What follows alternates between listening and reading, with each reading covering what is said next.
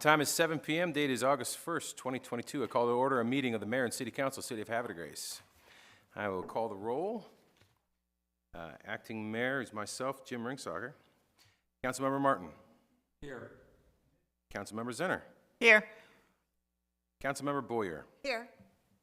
Councilmember Robertson. Here. Councilmember Shenegas. Here. All right. Please join me in a pledge of allegiance. I pledge allegiance to the flag of the United States of America and to the republic for which it stands, one nation, under God, indivisible, with liberty and justice for all. Please remain standing as I welcome Pastor Vincent Austin from Agape Church for a prayer. Good evening, President, council members. Let's pray together, family. Dear wise and loving Father, first let me say thank you on behalf of all who are gathered here this evening. Thank you for your manifold and abundant blessings. Thank you for the gift of life itself and for loving us even so from your merciful, boundless, and gracious nature. Thank you for the ability to be involved in the useful work of servant leadership for your people and for the honor and privilege of bearing appropriate civil and governmental responsibilities. In the scriptures, you said to the citizens ought to obey the governing authorities since you have established those very authorities to promote peace, order, and justice. Therefore, I pray for our mayor and for the various levels of city officials present here today, in particular this assembled city council. I'm asking that you would graciously grant them wisdom to navigate the conflicting interests and issues of our times with open hearts and open minds, a confidence and a sense of the welfare and true need of all Havre de Gracians, and a personal peace in their lives and joy in their daily tasks. I pray for the smooth execution of the agenda set before us this evening. God, please give us an assurance of what would please you and what would benefit those who live and work in and around our beloved city of Havre de Grace. In the name of Jesus, I pray. Amen and amen. Thank you, sir.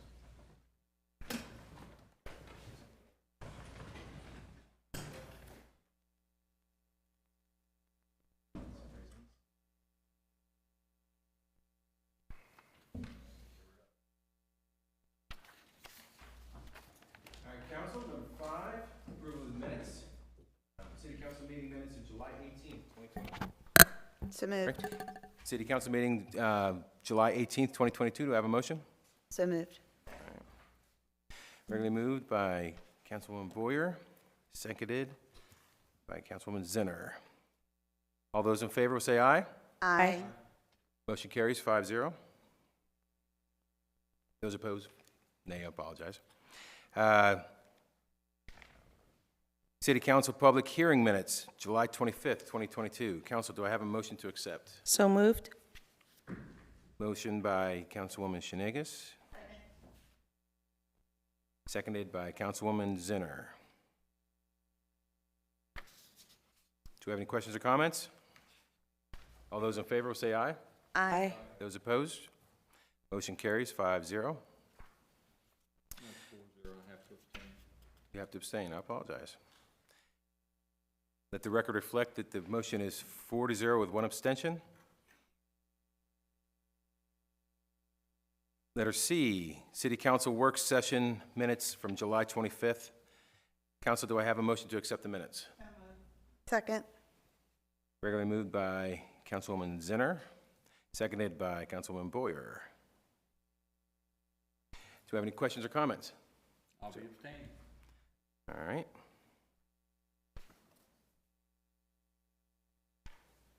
All right. All those in favor say aye. Aye. Those opposed? Motion carries 4-0 with one abstention. All right, number 6, comments from the citizens. At this time, we will welcome comments from the citizens on anything on the agenda or any other city business they wish. I have no papers from anybody in the council in the chambers to speak. I'd like to welcome anybody from the floor to come up and speak. Have anybody? All right, moving right along. Number 7, appointments. For Board of Appeals, I will ask the Acting Council President, David Martin, to introduce the reappointments for Board of Appeals. At this time, I'd like to make a motion to reappoint Jeffrey Carhart and Charles Packard Sr. to the Board of Appeals. Council, do I have a second? Regularly moved by Councilman Martin, seconded by Councilwoman Zinner. Do we have any questions or comments? All right. This is for the reappointment for Jeffrey Carhart and Charlie Packard Sr. for the Board of Appeals. All those in favor say aye. Aye. Those opposed? Motion carries 5-0. All right, moving on to letter B, Street and Traffic Safety Advisory Board. I welcome Councilmember Boyer. Thank you. I make a motion to reappoint Carrie Parsons and Annette White to the Street and Traffic Safety Advisory Board. Second. All right, I have a motion from Councilwoman Boyer, seconded by Councilman Martin. Do you have any questions or comments? Please. Just want to thank the two of them for stepping up again for our Street and Traffic Safety Advisory Board. They both provide wonderful input for it, and it's a really active group, and I appreciate their participation. Thank you. Thank you. Any other questions or comments? All right, those in favor for the reappointment of Carrie Parsons and Annette White to the Street and Traffic Safety Advisory Board. All in favor say aye. Aye. Those opposed? Motion carries 5-0. All right, next up is the Tourism Advisory Board. And Councilmember Martin. I'll make a motion to reappoint Jeff Andrews to the Tourism Advisory Board. Second. All right, that was moved by Councilman Martin and seconded by Councilwoman Shanegas. All right, do we have any questions or comments on the motion? Yes, sir. I want to thank Jeff again for stepping back up and remaining on the commission. He brings a wealth of knowledge, especially about the waterfront and what's happening there for the Tourism Advisory Board. Outstanding. Anything else? All right, council, this is for the reappointment of Jeff Anders to the Tourism Advisory Board. Those in favor say aye. Aye. Those opposed? Motion carries 5-0. All right, next up, we have a new appointment for the Water and Sewer Commission. Councilmember Martin. Good evening. I'd like to make a motion to appoint James Rodney Swam to the Water and Sewer Commission. Council, do we have a second? Second. All right, regularly moved by Councilmember Martin, seconded by Councilwoman Zinner. Do we have any questions or comments? Again, I want to thank Rodney for stepping up. It's nice to see our citizens who are involved to get more involved. As you know, he's been involved in a lot of things, especially a lot of the electrical repairs around here. And for him to step up with his desire for boating and fishing and wanting to keep the water as good as possible for that, it's nice to see him move forward on this commission. Sir, I'll second that. I find Rodney to be a quite agreeable man, a good friend, and you definitely serve well on the commission. Any other comments or questions? All right, council, this is for the appointment of Rodney Swam to the Water and Sewer Commission. All those in favor say aye. Aye. Those opposed? All right, congratulations, sir. You okay, Jim? All right. So, next, number 8, oath of office. Mr. Swam, will you please meet me in the well? Will you please join me, sir?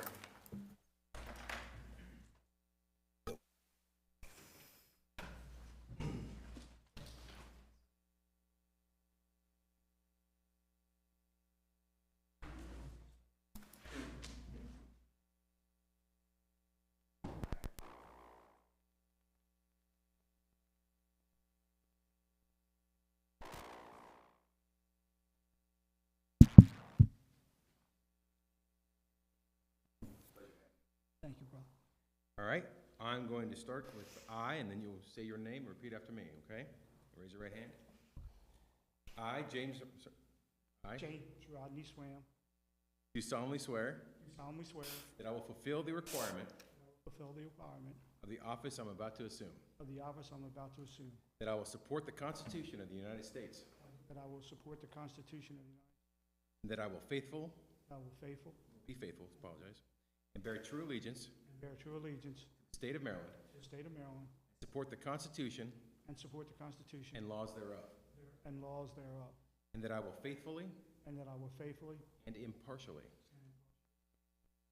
with without favor of fear without favor or fear, or prejudice, discharge the duties discharge the duties as a member as a member of the Water and Sewer Commission, of the Water and Sewer Commission City of Havre de Grace, for the City of Havre, to to the best of my ability. the best of my ability. Congratulations, sir.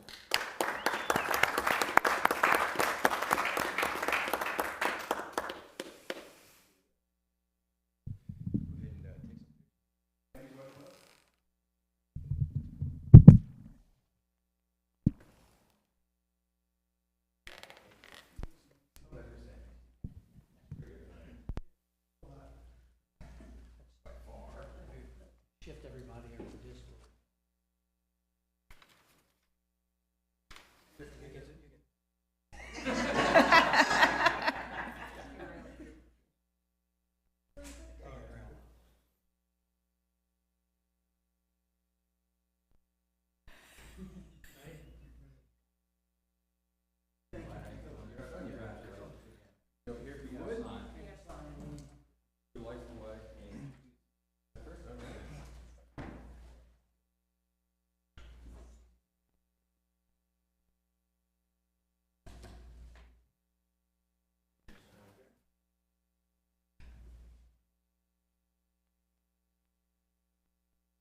As all citizens who serve the City of Havre de Grace, we present you with a nice flag from your home. Congratulations, sir.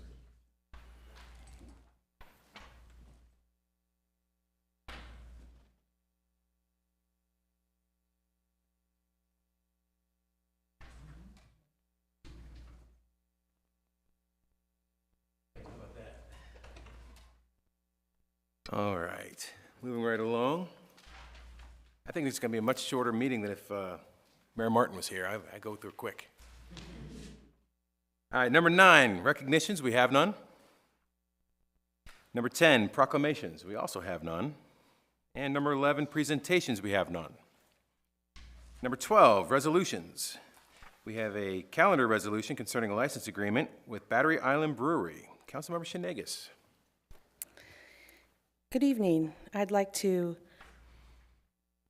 move to introduce a calendar resolution concerning the license agreement with Battery Island Brewery. All right. It's been regularly moved by Councilmember Shenegas, seconded by Councilmember Robertson, to introduce calendar resolution concerning license agreement, Battery Island. All those in favor say aye. Aye. Do I need a roll call for that? Voice vote to introduce, okay. Those opposed? All right, motion to introduce carries 5-0. Madam Secretary, will you please read the header into the record and assign a number? This will be Resolution 2022-21, a resolution by the Mayor and City Council of Havre de Grace, Maryland, pursuant to Sections 33 and 34 of the City Charter and the Local Government Article of the Annotated Code of Maryland for approval of license agreement with Battery Island Brewery for its use of the city's right-of-way in the open-air market area of Congress Avenue. All right, council? Do we have a motion to adopt Resolution 2022-21? So move. Moved by Councilmember Martin and seconded by Councilmember Robertson. Council, I will call a roll call vote for this. All those, Councilmember Zinner. Yes. Councilmember Shenegas. Yes.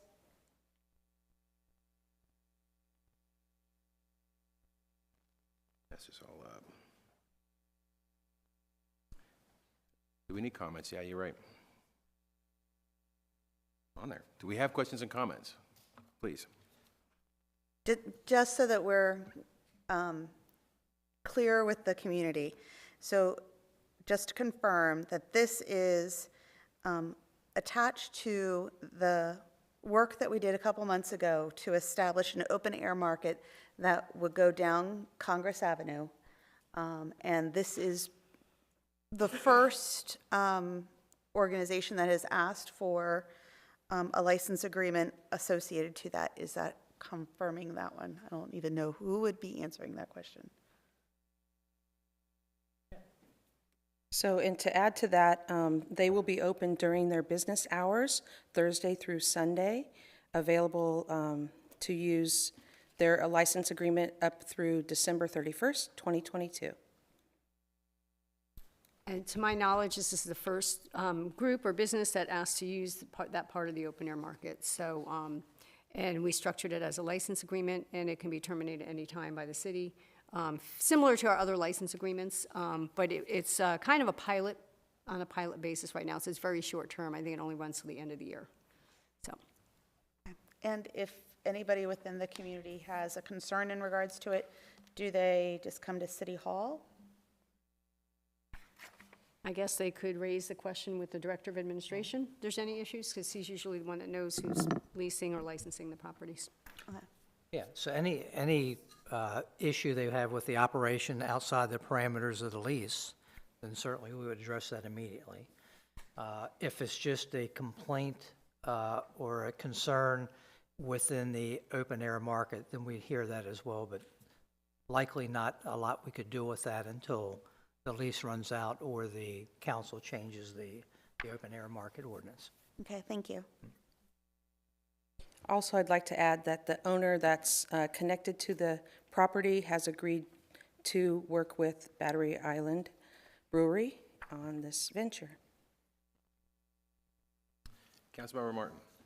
One other thing, there will be a public work session on July 25th, so the public will have a chance to come to City Hall and address their concerns to the City Council prior to enacting of this legislation. July 25th? July 25th. The one we just had already? Hmm, What are you talking about? I'm sorry. I got the wrong one.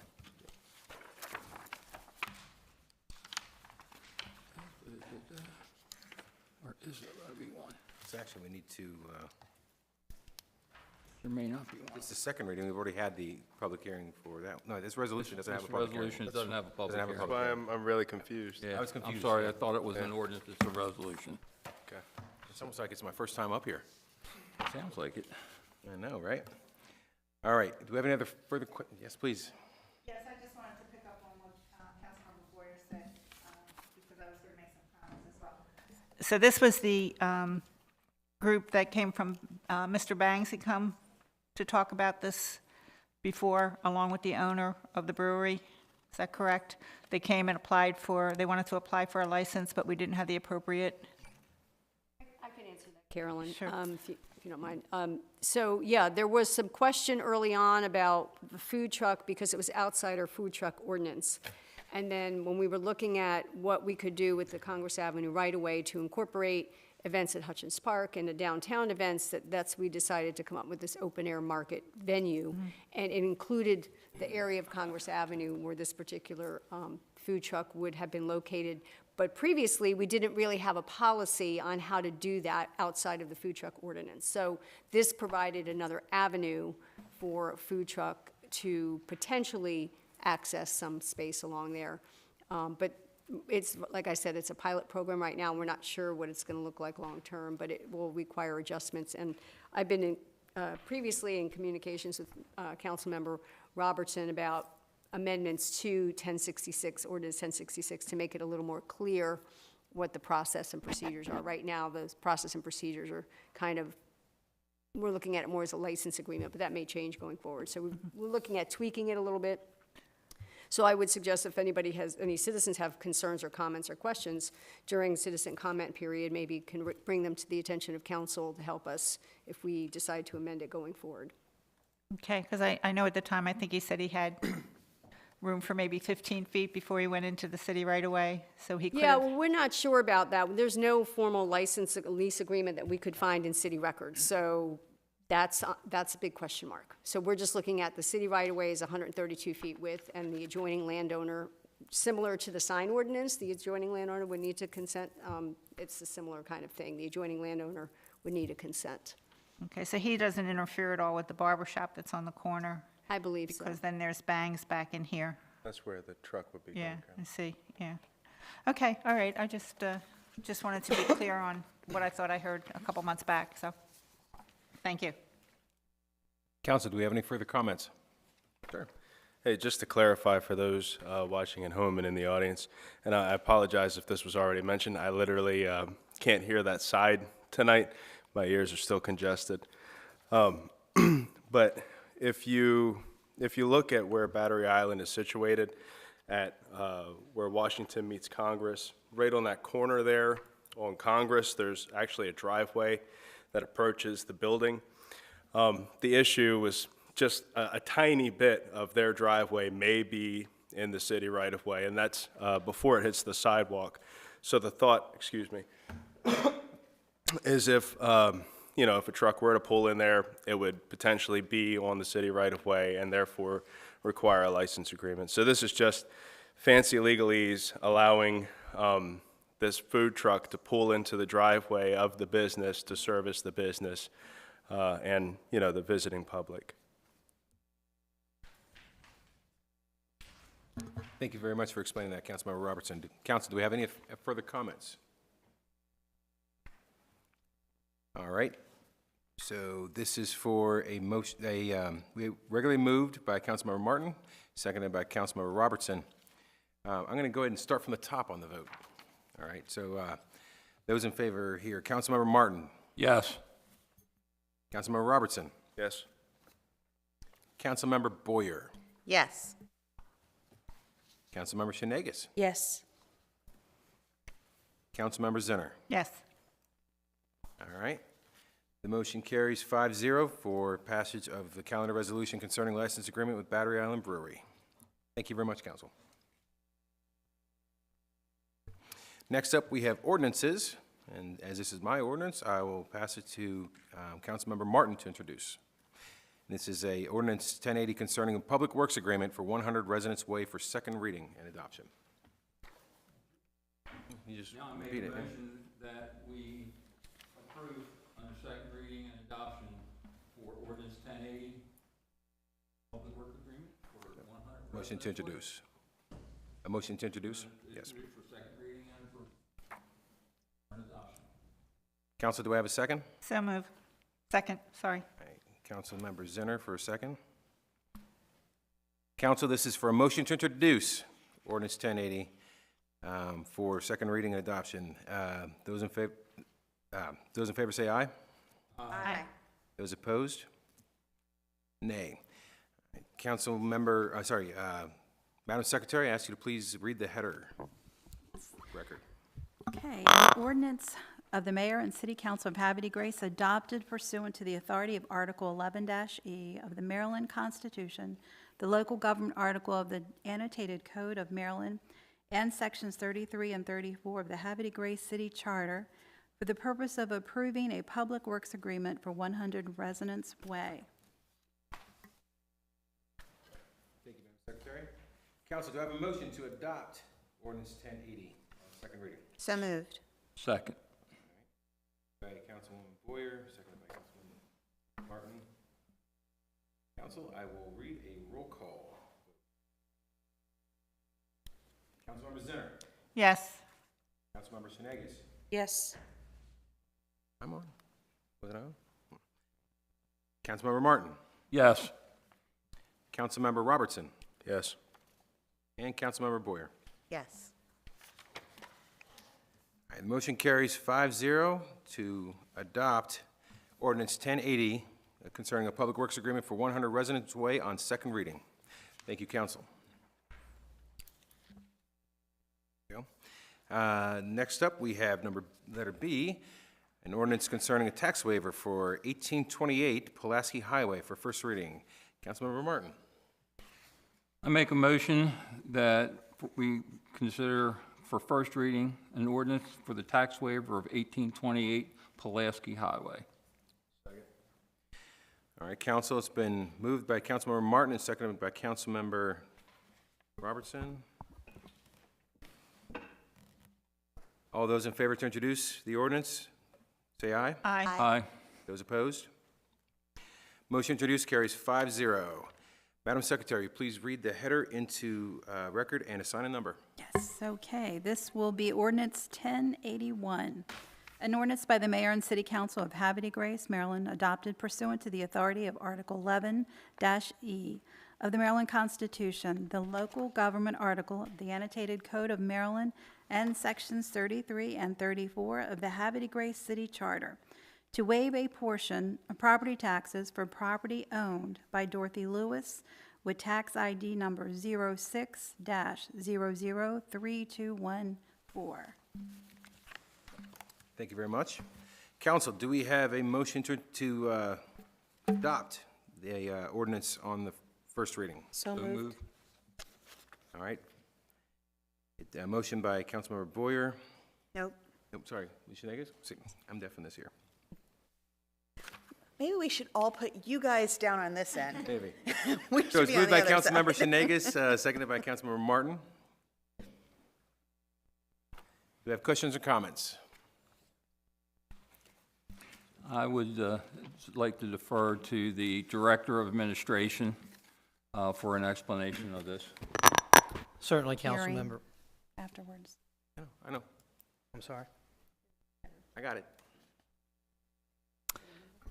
Yeah, so some years ago, and this is going back to, I think, when we initiated the annexation, actually, I think Mr. Ishak was here at the time. And there was some period of time where it kind of bled over until when Mrs. Ishak came on board. So this is the property that was the Midori property out on Route 40, which is the Cork and Barrel property. The property next door which is the Dorothy Lewis property, and then also the Amtrak right-of-way. And during that process, the administration at that time had difficulty in reaching one of the property owners, and Mrs. Lewis. Although the annexation could occur with or without her agreement of being annexed. There was several attempts. Finally, the Director of Administration at that time did have a conversation with a family member as Mrs. Lewis was convalescing in some manner, was out of state at that time. So the annexation went forward. Kind of roll the clock forward, then came COVID. What we learned when the tax bills went out this year, we got a call from Mrs. Lewis's son, who is representing her. She is, has convalesced, and I actually had a conversation with her, and she's fine, that they never received a tax bill since it was annexed. So there was some issue on her end that they didn't realize the annexation went through, and she was asking for a reprieve on the taxes. The property is for sale. They wanted it to be free and clear of any having any debt on it, and so that's the genesis of why this came to fruition. So we thought it'd be best to kind of give an explanation so the public would understand. The city doesn't arbitrarily hand out waivers of taxes, especially during with the annexation. We felt like in this case it was warranted, and are asking the council to support the waiver for Ms. Lewis that would have occurred, the tax years which would have occurred from annexation up through June 30th of 2022. The taxes will continue to be, will then be paid starting July 1. Now, the tax waiver is only for the city tax. That's why it says a portion of the taxes. The state tax they have to pay, and also the county tax she'll continue to pay. Can I add too? One of the reasons we determined the tax bills, the tax roll was not updated because the state, the Department of Assessments and Taxation is in charge of updating those rolls, and it had not been updated. So the city didn't catch it, and then when it finally went out, it was charging her for back taxes that nobody had, we didn't have authority to bill at that time until it was added to the tax rolls, and they were not aware that it had gone through. So it just seemed a matter of equity and fairness to not charge somebody who didn't really have notice that they were in the city at that time. As a result of this, do we have a system in place to make sure that as we annex additional locations, that we double check back so it doesn't happen again? So I can answer that. Oh, go ahead, Mr. Doherty. Unfortunately, state law requires us to follow the state records. If they don't update it, we can't. And that was the case in point. So when there's an annexation that occurs in the city, Mr. Borsier's office goes through an annexation documentation process that goes through the county and then the county to the state. All those documents were done in order and properly and timely. As Mr. Doherty stated, then the only thing we can bill for is what the tax records tell us we can bill for. And if the State Department of Taxation doesn't get caught up, then we're sort of holding the bag. We can't. But we don't have a way of double checking back to make sure it doesn't go 4 years without getting taxes? By identifying this mistake and then bring this up to the administration? Even if we do it, it would happen just like it did. Once they update the records, until they update the official state records, not have the authority. So there were several steps, because we have done other annexations, to make sure that the state was receiving the information. So the state received it. They were just, I guess, in a still COVID state where they weren't internally, had all their people doing the work. So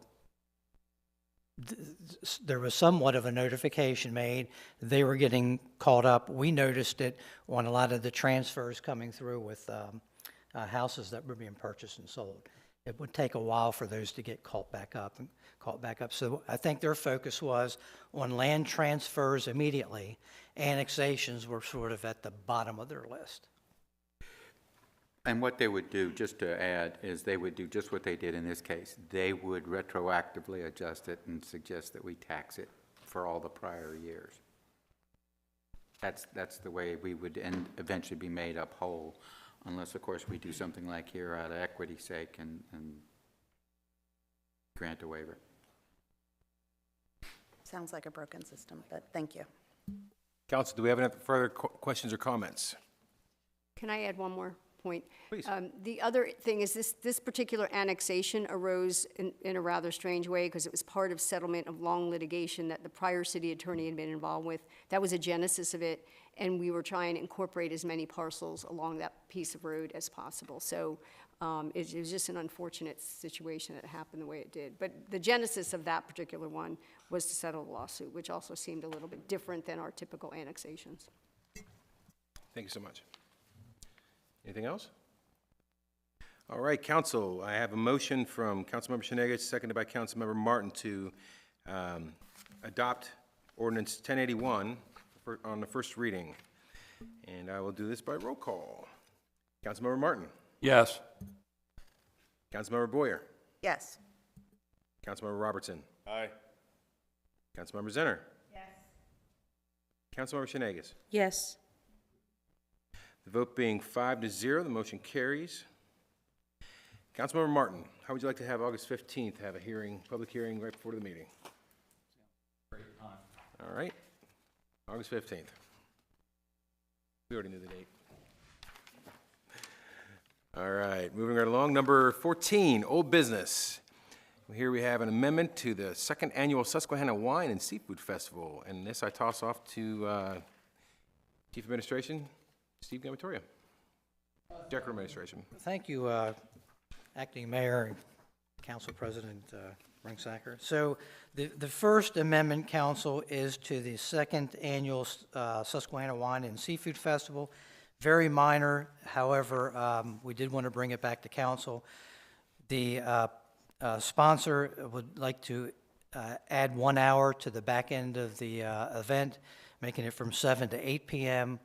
I spoke with the sponsor, and they have notified the surrounding neighbors, Heron Harbor and the Lighthouse, so everybody is okay with that. So as a friendly amendment, if we could get permission from council to allow them to extend that event by 1 hour. All right, Council, we have an amendment to the second annual Susquehanna Wine and Seafood Festival to change the time. Do I have a motion to accept their time change? So moved. Second. All right, it's been Motion by Councilmember Martin, seconded by Councilmember Robertson.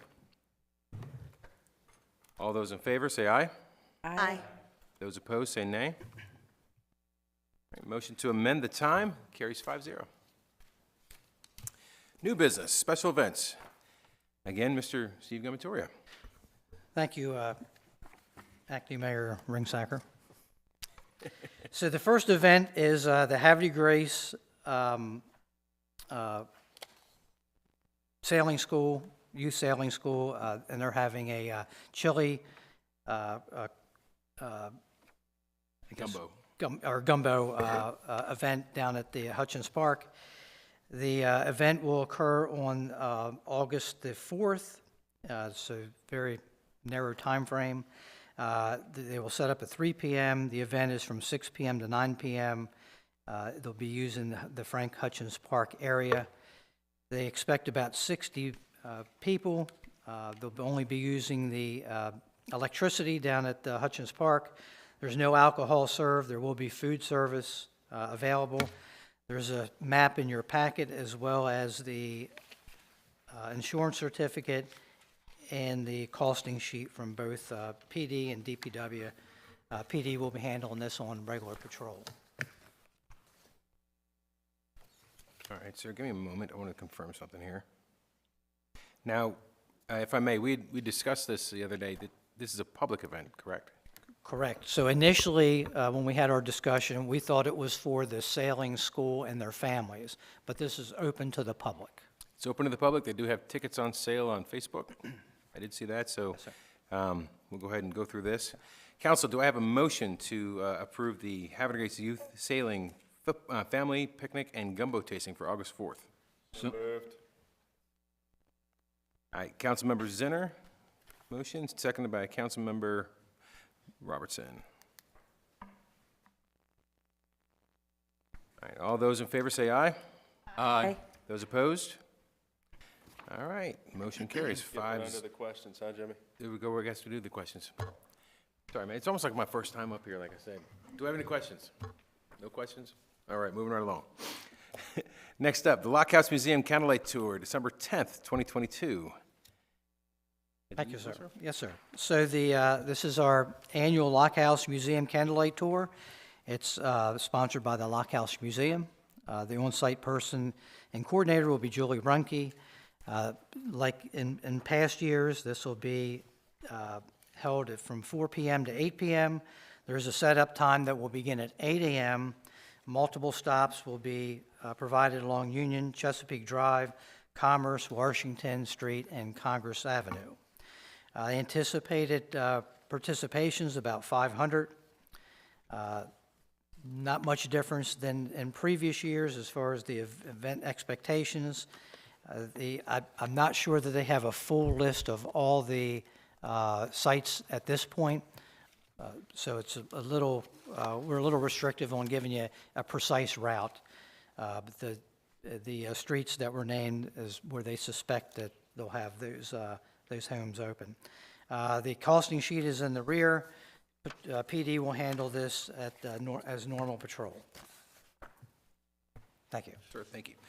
Council, do we have a motion to accept the application for the Lockhouse Museum Candlelight Tour, December 10th, 2022, with the rain date the next day?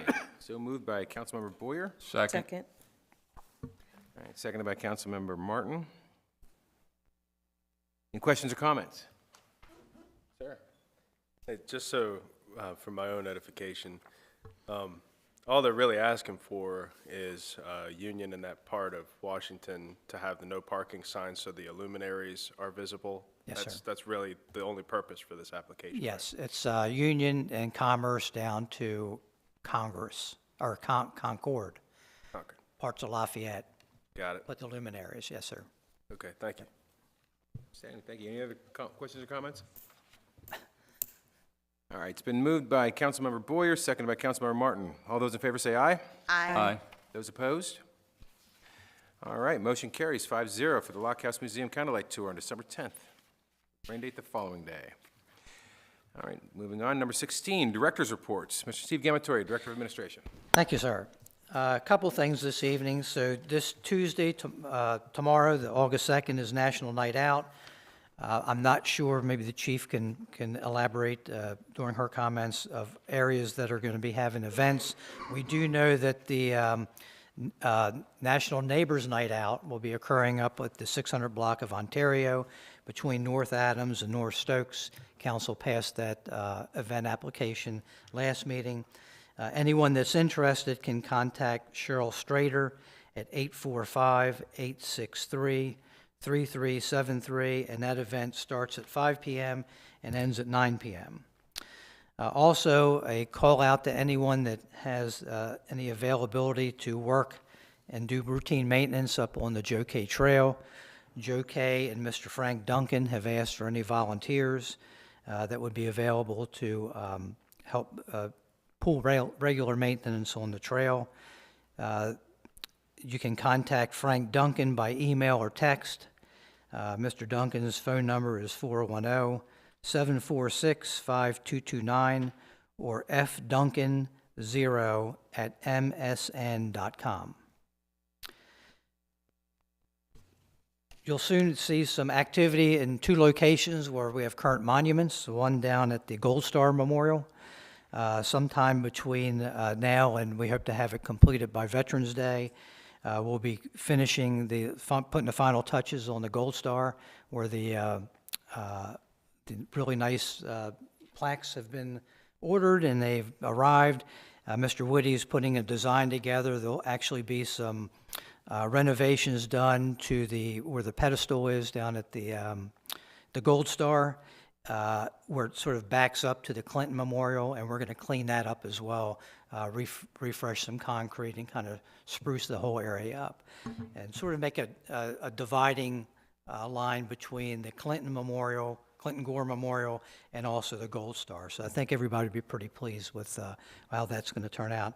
And a lot of work has been done behind the scenes to get us this far through Mr. Boker and his efforts, and we're very thankful and grateful for the input that he's provided and his team so that we can move this forward. So likely work will start around mid-October on that. And then secondly, down at the David Craig Overlook, we'll be soon seeing the Alfred Hilton Memorial come into play. We're having a all-hands meeting mid-August with work will soon begin in sometime in September. Their goal is to have it done by November and have an unveiling at that time. So you'll see probably a crane or 2 down there to lift the large granite pieces in place. And so we're looking forward to seeing what that looks like. And then lastly, just the July trolley stats. We had 4 operating throughout the month of July, 217 hours, 16 days, 3,712 passengers were transported during the month of July, and with no traffic or safety violations. And then before I close,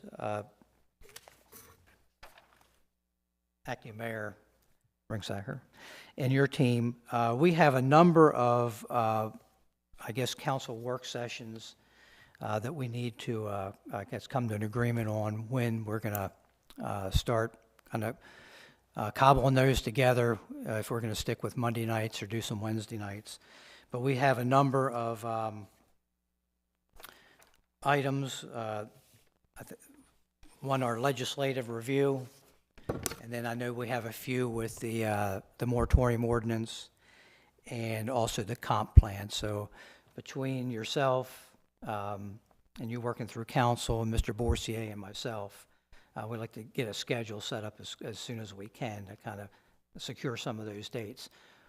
We're thinking primarily the off Mondays, if that works for council, and then throw in a Wednesday or 2 if necessary. But it's really at council's discretion. We can work around council's schedule.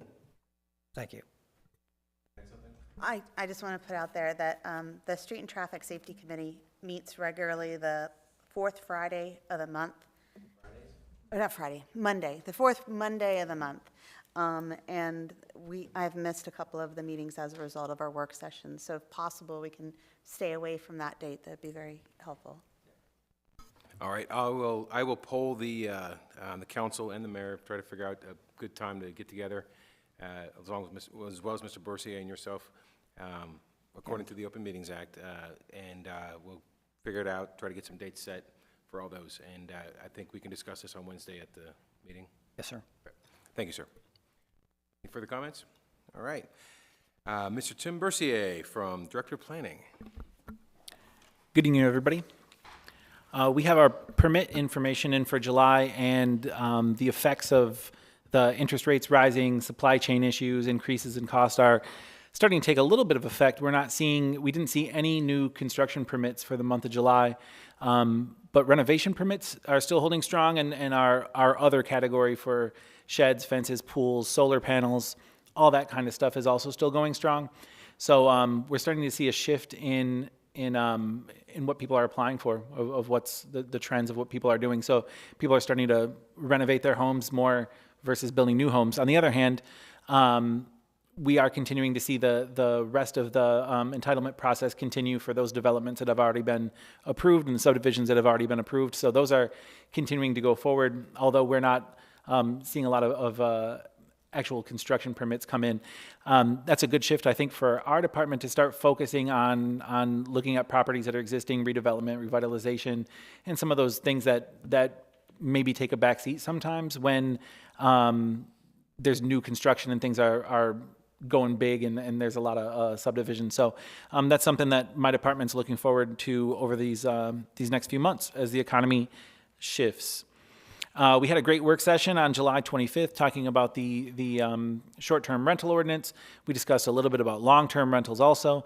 Over the next few weeks, we'll be meeting with some of the larger landlords companies and residential management companies in the area to get direct input from them on what issues they see with these type of ordinances and regulation.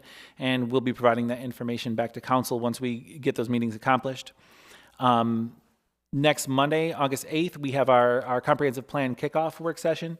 That'll just be a work session to discuss the state law, what's required for comprehensive plans for each of the municipalities, how that process will look like, and also the public input process. Diane Clare in our department's been doing a lot of good work to put together our storyboards, which is let's say they're a website with maps, prompts, different things to get people interested, to try to get their imagination working, to give input on how they want Havre de Grace to look 20 years from now. This is building off of the last two comprehensive plans that the city has completed, but obviously there's been a lot of new development, there's new laws we have to look at. And so we're moving forward with that and hope to kick that off with you next Monday. We recently just finished our floodplain management plan. Marissa Willis in our department worked really, really hard. She's our floodplain manager. She did a really good job in getting everything together. And what that accomplishes is it keeps our flood insurance rates low because we have higher points, higher certifications for our floodplain management.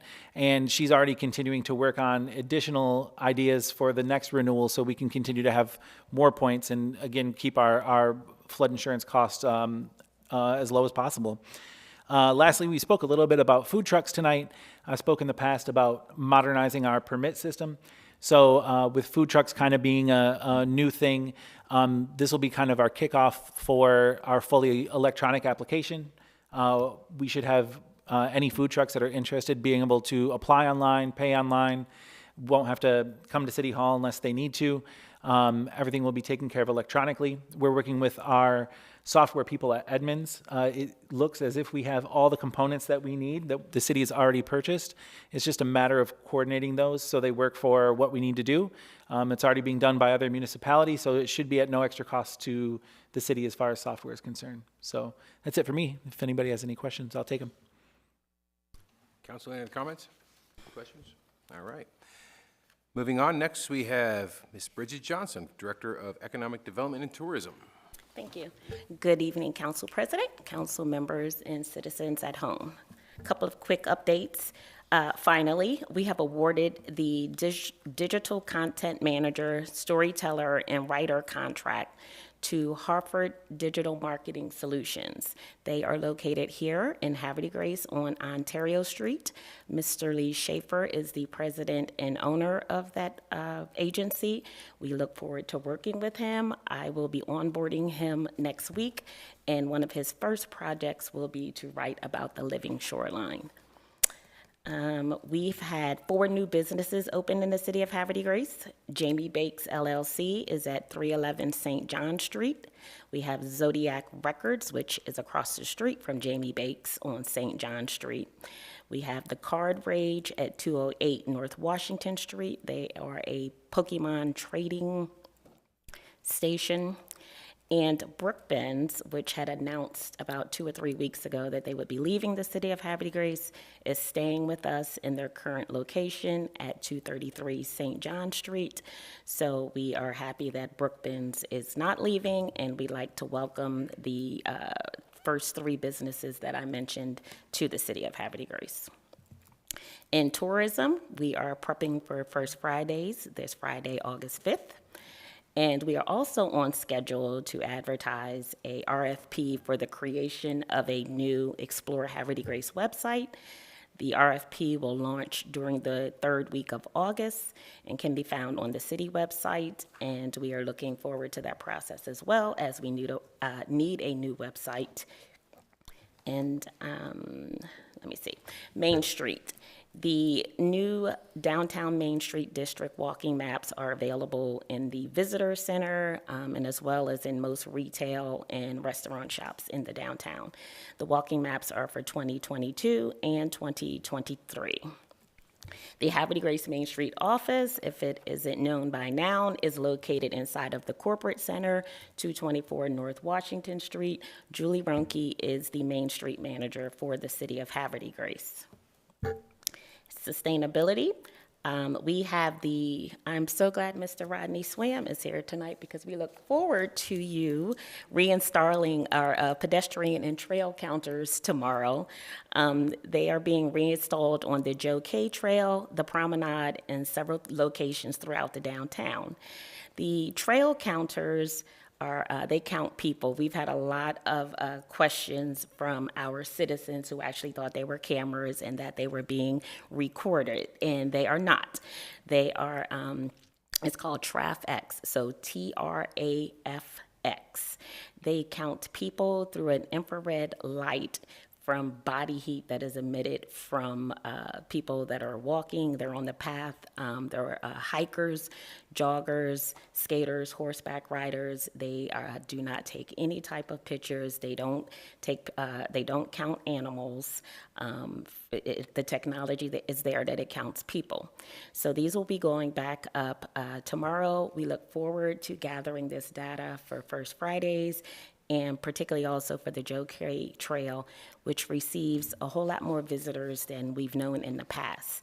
We use this data internally, but we also use it when we write for additional grants. It is great to actually have a number without guessing how many people we think are in attendance at our events and walking on our trails. Last but not least, we received a grant through the Maryland Energy Administration for LED lighting through our department. Our consultant, Wanda Boker, wrote this grant. We are well underway with this project, working directly with Joe Conaway. We are replacing lights in 38 facilities around the city, all of the publicly owned buildings, all of the lights in our office, going from what we have now to LED lighting. So this stays in line with our sustainability plan, and as Tim's office, Department of Planning, updates the comp plan, there will be a section on sustainability. Havre de Grace is moving in that direction. We can see it with our trolleys, our electronic stations where the cars can charge up, as well as the new pier that is coming, the additional walking trails, the composting, everything that we're doing green. So we are headed in the right path with sustainability. I will take any questions if there are any. Yes, ma'am. Bridget, can you do me a favor and explain to me what the candidate for the digital content manager, storyteller, writer position Yes. is exactly? Yes, you wanted to know the Would it be scope a of work? city, isn't that could be a city employee or? So no, so through our RFP process, it's contractual. Okay. So I think we advertised the RFP at the end of May. So we went through an extensive search. We had over 38 people, or companies, and we narrowed it down to 5, and then we narrowed it down to 3. But this is a contractual position for 1 year. It's paid out of my department under the professional services line. So for the digital content part, it really is how we're trying to explain it. We have pictures and websites and Facebook pages and Instagram pages, and they're kind of like everywhere. And there's no one central location for them, and there's no one person that's taking care of all of these different sites. So that person will come in and guide us on what's best to do with that. And then the storyteller part is we haven't had an opportunity, we don't have enough staff to really tell the story of what's going on in Havre de Grace. The Living Shoreline, the Star Center, the Downtown Restoration Plan, the Visitor Center / Welcome Center. We talk about it on Monday nights here. Sometimes we'll take a picture and put it on one of our many social media pages, but there's no consistent conversation happening. So we were, what took me a little bit longer to award this project, because I really needed someone with really good writing skills and that was local and was able to visit these sites as well as attend some of our council meetings. So that is the job. It's a 1-year contract, excuse me, and if it works out, maybe we'll extend it, or maybe we'll be great in a year and we can do it ourselves, but we're just gonna monitor the situation. Okay, thank you. You're Appreciate welcome. it. Yep. Bridget, I thank you so much. You're doing fabulous work with economic development, and I know my wife and daughter will be very happy to hear that Brookbend is staying, Yes, they are. because we love that store, absolutely love it. Yes, it's Every time we're downtown, my daughter always drags me in there. She loves the little candles they have and all kinds of stuff. they are staying. Spends all her allowance there. So next up, we have Mr. George Ahorty, Director of Finance. Thank you. Acting Mayor, City Council, citizens here and at home. First off, I think it's important that I kind of recapture the earlier discussion on the property records. It is really driven so that the state has the centralized property records for all the sales, transfers, and whatever, and that drives the policies. And what they do, normally they run about 4 to 5 months in arrears. That's why we have actually 3 billing periods in the normal year. We do the one July 1. We do what's called the supplemental at the end of November, beginning of December, about 6 months later, because that's the normal lag time for the official records to go through the state process. And then we do the half year for those sales that happened during the first 6 months of the fiscal year, from July to December. So it is, they are a fairly large organization, but it is critically important for property records that they have one central official database, and the state insists that that is the only thing we can use. They, in fact, give us the copy of their database to build the real property from. In terms of follow-up, we do reach out to them periodically, usually after the supplemental, because we expect the 6-month lag. And I know a couple years back we did reach back, but COVID was going on, and so there wasn't a whole lot of response, because everybody was teleworking, and you really couldn't get a good answer or reaction from anybody. Otherwise, yeah, they know about it and they'll get it going. And that's why they reserve the right to back bill, if you will. We do recognize that it can cause people financial hardship, and which is why legislation like tonight's is proffered. But I will tell you that this is the first time I've seen one last this long. Most of the time, they're fixed by the beginning of the next tax year at the latest, at the absolute latest. And even that, I would say, if we have one every couple of years, that's busy, or that's a lot. So they're very successful in keeping up the records with a 6-month lag. So anyway, I just wanted to make sure that I didn't give the impression that the state was in any way, shape, or form not operating, because they really do a terrific job when you consider the the volume and the magnitude of the activity that they're doing. Now, for the current state of the city's major funds, the general fund, the fund balance is sitting at a little over 9.2 million. It's increased almost 8.3 million for the year. We've had $9.8 million in revenue, which is very similar to where it was two weeks ago. Real property taxes that we billed made 9.4 million of it, and grants made up a little over 300,000, and the rest being odds and ends for the last 100,000. Expenses for the year have been about a little over 1.5 million. Payroll and benefits have been a little over $1 million of that. Insurance, $140,000, and our initial contribution to emergency services, another $100,000. That makes up most of the activity, major activity for the year so far. The water and sewer fund is running right now at a deficit of $2.15 million. It's actually showing an increase of $200,000 for the year, but as I noted last time, we still have a lot of major adjustments to go in Fund 9, so drawing that, you can't really draw a conclusion about where the fund is starting, because the biggest one is all the June water, 2/3 of the May water we produced and 1/3 of the April water we produced hadn't been billed as of June 30, and so we have to estimate it and bill it and add it to the stuff for the year.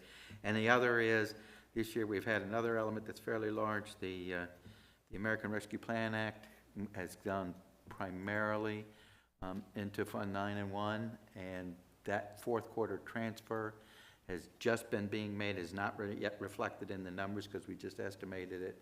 The report was due, the final report for the quarter was due July 31st, which was yesterday. We got it out last week. And so we just want to make sure our records agree with what the federal records are, so that there's no question, because they will be.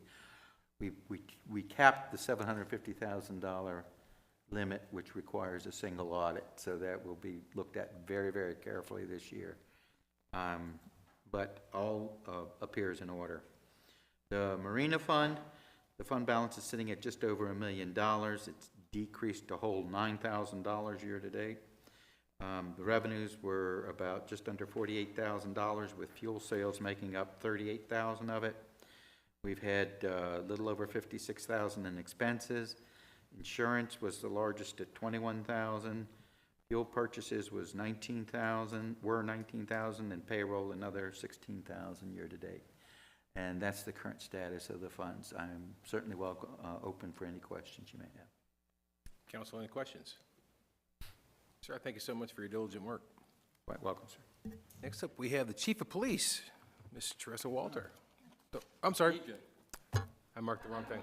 He finished talking, and I marked it down, and I had already marked him off. I apologize. Not a problem. Next, we have the Director of DPW, Mr. E.J. Melizer. Appreciate it. Council President, council members, citizens here and at home.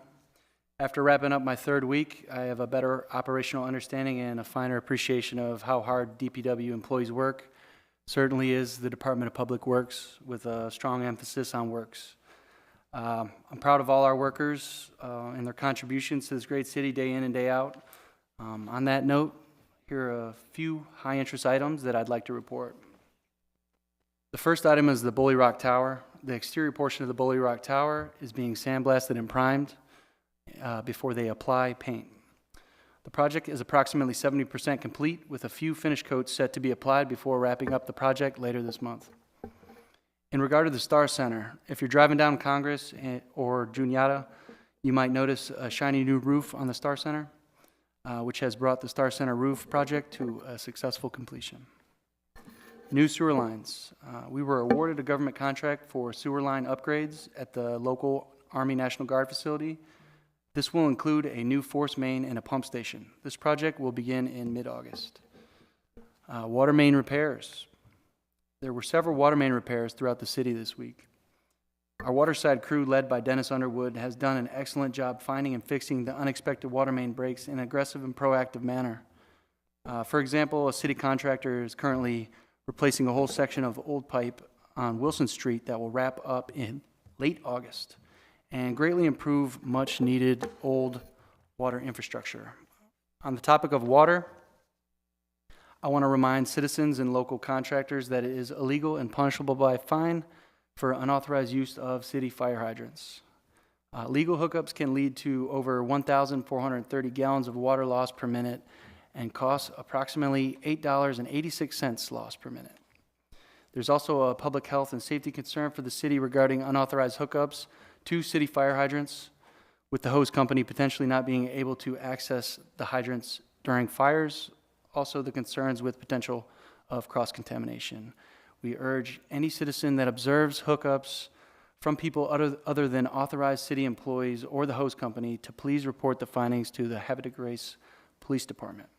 And finally, thank you to the men and women of the Public Works Department who are working, whether rain or shine, to preserve and improve upon this historic treasure that is the city of Havre Grace. I'll open up for any questions.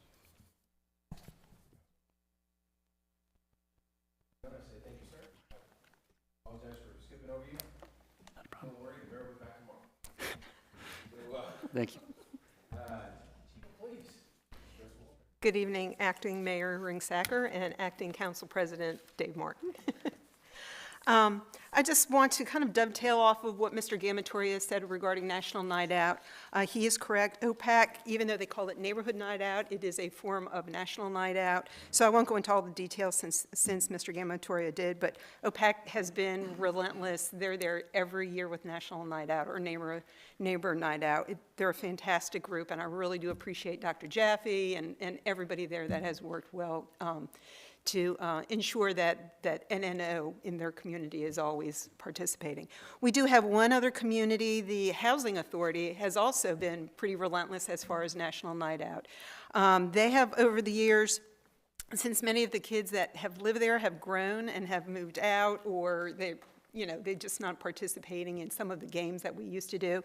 The Housing Authority has kind of morphed that into just a community get-together, and they also do like a business meeting, but they're also relentless when it comes to participating with anything with the police department and the community as a whole. So they will also have theirs, but everybody's still invited to the Housing Authority if you're more than welcome to join us at that. Yes, it's the National Night Out is actually tomorrow, which is August the 2nd, and for the Housing Authority, theirs begins at 5:30, where OPAC begins at 6. Okay. The other thing I wanted to mention was, even though this seems like it's an old concept when it comes to law enforcement and community relations, it's not, and most people are familiar with neighborhood watch communities. We strongly encourage all of the different neighborhoods within our communities to form a neighborhood watch group. We are very, very fortunate because we do have a very, very safe city. We're very, very proud of it. But we also want to, since crime is starting to rise nationally, the crime rates are starting to raise nationally, we want to make sure that we keep crime at a bay when it comes to our community. So if anybody is interested, if any neighborhood is interested in forming a neighborhood watch community, that would be great. We can provide you all of the training, and the training is not a heavy lift. It's pretty much just watch out for your neighbors, be observant, those types of things. But we go through all of that with you whenever you do form the community. It's not a vigilante group. We're not going to give you patrol cars and tasers or anything like that. It's not. Yeah, we might be able to pull off a T-shirt or so. But we are hiring. Well, that's it exactly. Hey, speaking of hiring, we are hiring law enforcement officers, again, recruitment. But yeah, if you are interested, you can contact Corporal Phil Gertz at, of course, the Police Department, 939-2121, and he can give you all of the information and help you get started. The other thing that we do to prevent crime is we also offer free home security surveys, free home security surveys. Actually, Officer Teresa Adams, she does a remarkable job with that. And she'll come out and just check around your house, make some recommendations as far as lighting, locks, any kind of IT equipment that you might be interested in, as far as cameras or anything like that. And the survey takes on average about 45 minutes to an hour, and then she will give you purely recommendations. What you do with it is up to you, but again, it's free. So I would strongly suggest that people take us up on that. And last but not least, there have been new no parking signs placed around the fencing at the water treatment center downtown. The water treatment plant is on St. John Street. If you go behind that, there is some fencing, and actually on the sides, like where McGregor's is. Please make sure that you do not park where there are no parking signs. If you look at that, a lot of them are, those signs are where the gates are, and the folks are employees, DPW, that type of thing. Many times they do have to use those gates to get in and out. So we don't want anybody to have to get a ticket or for us to have to tow their vehicle. So we are going to be enforcing that, just a heads up on those new no parking signs. There's still parking behind the water treatment plant where the normal parking spots are, but just pay attention to where there's no parking signs on the fence. And that would be it. Chief, thanks so much. Council, any questions? All right, next up, we have business from the mayor, and he is not here, so Council President shall speak. Got my name spelled right, I like that. All right, so building on what the chief just said, you know, you guys always know that my big thing that I talk about all the time is football and parking out there across the street. The curbs are yellow for a reason. We have tons of kids out there. Football started today, okay, for the rec league. Just watch out for the kids and be careful. Don't park on those yellow curbs, because what happens is it reduces the sightline distance for the crosswalks. And it's really a dangerous intersection for the kids to be crossing, going back to the cars, especially with the new parking lot across the street where we anticipate most people parking, especially to come get their kids and everything. So please don't park there in the yellow. I'm going to be working the booth as much as possible this year, even though I'm not coaching. And you're going to hear me over and over and over again tell you not to do it. And if I do it too many times, I will ask our officers to come ticket you. I cannot have people parking there because it's so dangerous for the kids. And I just ask you to please cooperate. And I know the people in the room are preaching to the choir, and most people on TV as well. I just thank you for your diligence on that. So, again, I'm not coaching football. It's quite a heartbreak, but you know, the boys moving on to high school, and I can't wait to see them. But also another heartbreak is I talked last meeting about the Little League junior softball team that won Maryland State. They got a second seed in the tournament after they did like pool play, I guess they called it, and then they had the actual tournament play, and they did really well. They beat one team like 12-0. It was great, and then they ended up losing to the host team, which is in Orange, Connecticut. So they came in third overall. But, you know, I couldn't tell you how proud I am of these girls, how wonderful they played. Sarah Weitzel at first base was just amazing. I mean, plays that I would have told my kids to let go over your head, cover the base. She was leaping like 4 feet in the air, grabbing them. They were really good. And Lily, the pitcher, was just doing a fabulous job. Ben Welch was the biggest cheerleader out there on the sideline for his sister, Sister Chloe. And we're going to have the girls back here. We're going to give them a presentation from the Mayor and City Council at an upcoming meeting. But, you know, I really applaud them for their hard work. And maybe next year it'll be a better year for them. So I really look forward to that. Make sure you go out there, support the team, and watch them play, and support all the Little Leagues. So I thank you for that. Last but not least, the first Friday is this Friday. I hope to see everybody out there. We will have the trolleys running. Just be careful. We do ask people to only ride it for one circuit. But you know, we're going to have as many trolleys out as we can, just trying to keep the batteries charged and getting people from downtown to downtown. And you know, usually what happens is I get there early. We'll park across the street and take the trolley down. And when it's time for us to leave, because I like to talk a lot, it's always late, and by then the trolleys are packed up, so we just walk the 2 blocks back. And I need the exercise anyways. So make sure you come out, ride the trolley, have a good time, be polite, have fun, and just enjoy our downtown. And I thank everybody on the council and the rest of the city employees for supporting me for sitting in for the mayor. And with that, I'll move on. Business from the council. Councilmember Martin. No comments tonight. Thank you, sir. Next up, Councilmember Boyer. Thank you very much. So this week, we went to go see the Mosaic Project, Voices of the Past at the Opera House. And if you have not seen it yet, please make sure that you schedule some time to do it. Especially, it's great for anybody who knows just a little bit of Havre de Grace history or a lot of Havre de Grace history. It's just very, very interesting. You're going to learn things to a deeper depth, but also the presentation of it and the use of sound and imagery it's just amazing to see. I think for a production put together locally, it is hands down extremely professionally done and something that we all should be very proud of and come to see and support. They have so much content that there's going to be 2 editions of it. So this is the current edition. They've put on additional days. Don't worry about it being sold out because they've added additional spots. And then there's going to be a second round of them, so we're going to learn more about the history of Havre de Grace. It's a great thing to watch. This week I went to go celebrate the 20th anniversary of the Van Diver. It was wonderful to see so many people out. It's a great story of how somebody in our town, has the vision for everything, came up with the idea of, oh, we need to have a bed and breakfast. And not only did he decide to step it up, but he decided to step back and let others take the idea forward and take it to fruition to become what the Van Diver has become, which is a mainstay of our community. It's leadership like that, just quiet leadership like that Alan Fair has, and he's a never-ending drumbeat within our community. And I think he needs to be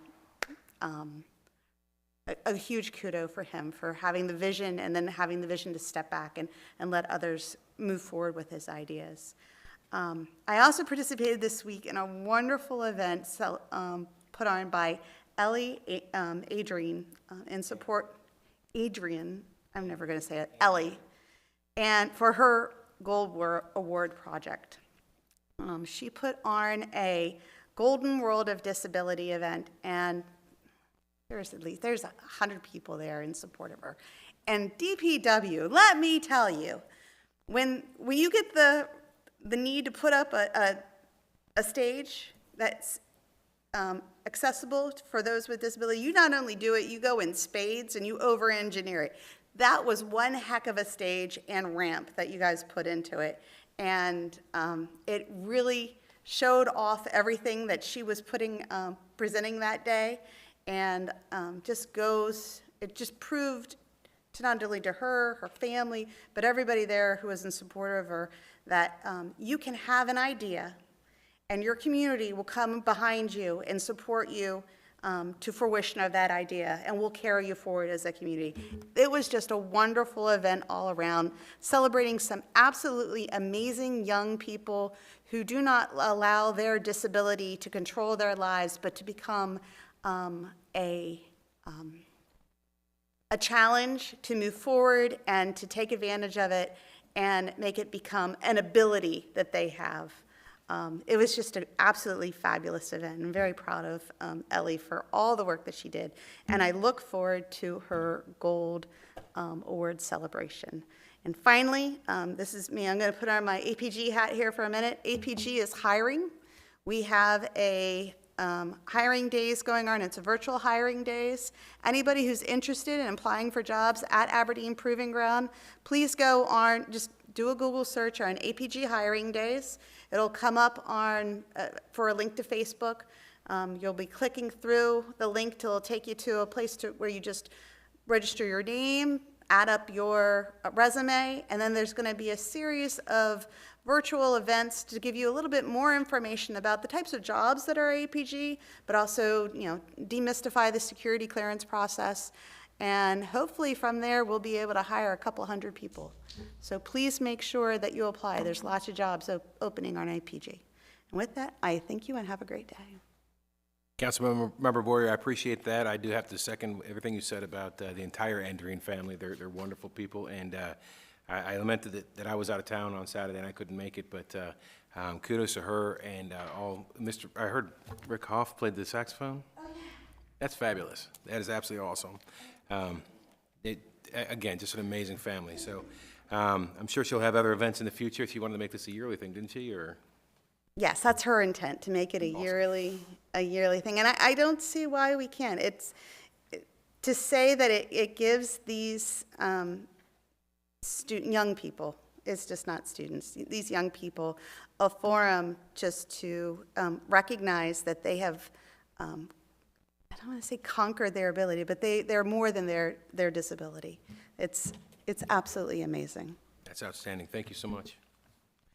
Next up, we have Councilmember Zenner. Thank you, Acting Mayor Ringsacker, and council and citizens. Okay, so I want to second most of what Councilmember Boyer said. I too enjoyed the Mosaic Project on Friday night, so that was the inaugural presentation. It's only an hour, and it's in the black box, so there's only 32 seats, so I would advise you to get your ticket soon. It's a wonderful oral history presented by our residents that live here, who took a look at some of the older pictures, the older black and white pictures, and they crafted, based it on archives, crafted stories around these individuals, and just made the photographs come to life.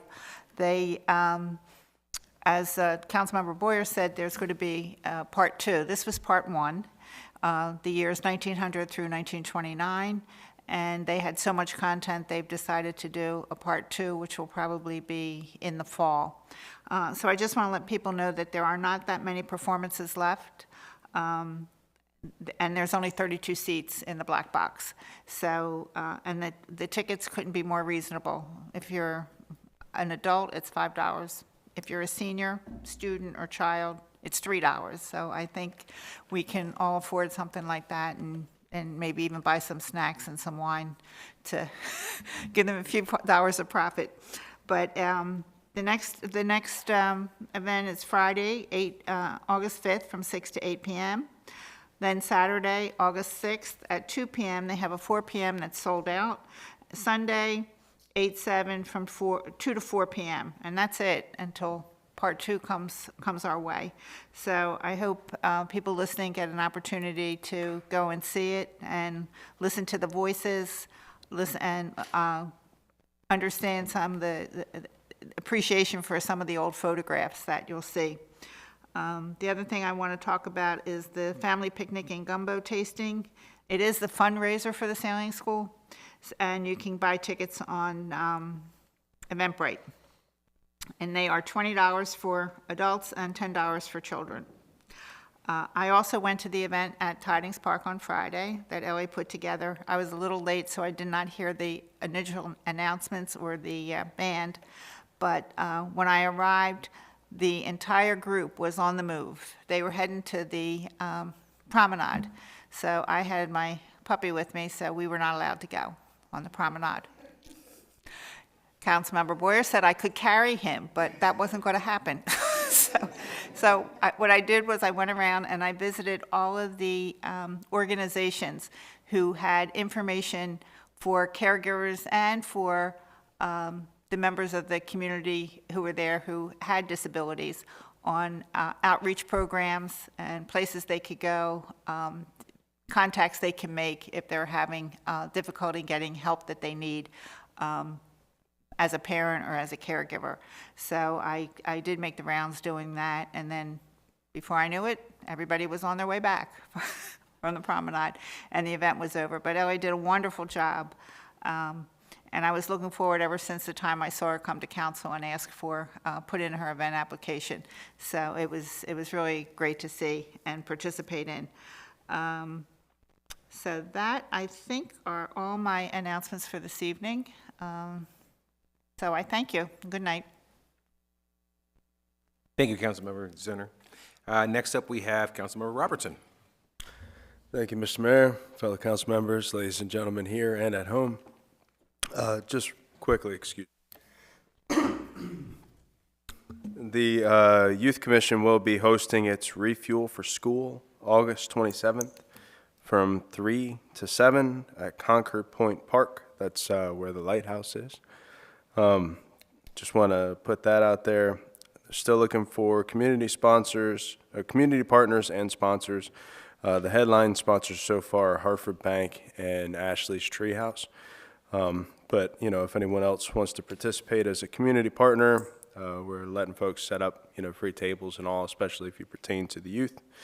Also looking for volunteers. There's a link floating around out there if you'd like to volunteer for one of the inflatables. There's going to be some bounce houses, bumper cars, stuff like that, and a stage for the youth.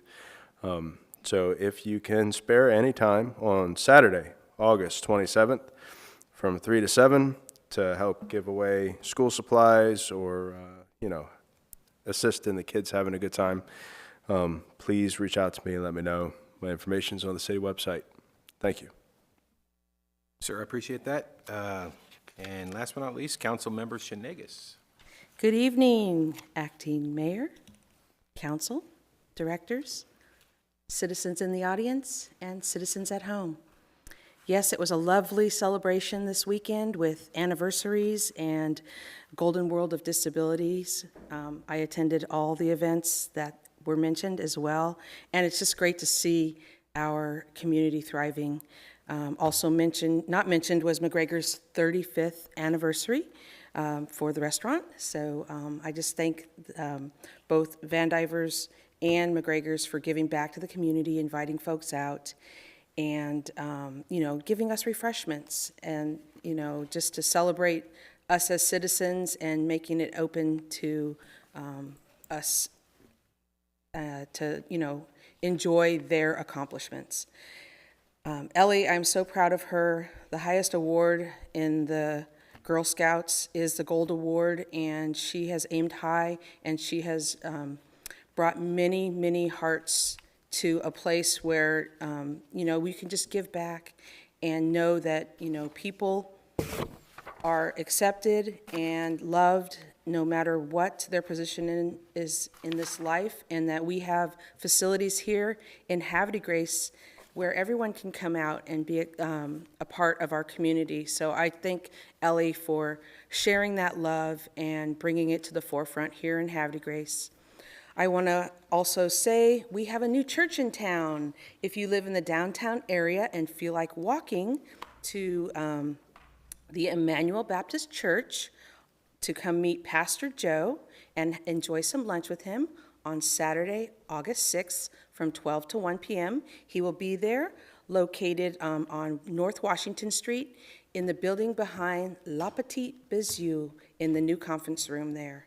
So come on out and welcome him to our community, and also visit Emily at La Petite Bijou. Ladies and gentlemen, thank you so much. I really enjoy being a part of this community, working with so many wonderful people, and I hope that I see you all at First Fridays. Back to you, Mayor. Councilmember Shenegas, I thank you so much. Number 19, adjournment. Council, I entertain a motion to adjourn. So moved. Second. Been moved by Councilmember Martin, seconded by Councilmember Zinner. Questions or comments? All those in favor say aye. Aye. All those opposed say nay. Hearing none, I declare the meeting adjourned at 8:28. Thank you.